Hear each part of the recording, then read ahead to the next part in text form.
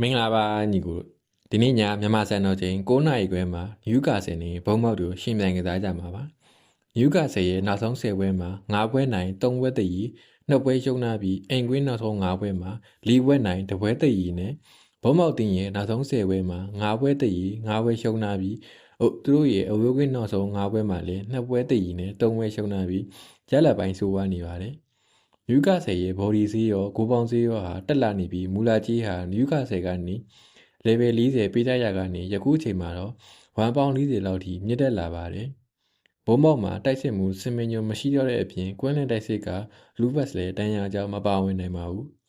နယူကာဆယ်ကတော့တန်ရာကျကစားသမားတွေပြန်လဲကောင်းမွန်လာလို့ပေါ်တဲ့လူစင်တောင်းတင်းနေပြီးဘုံမောက်ထဲရလက်ပိုင်းရောကစားသမားအင်အား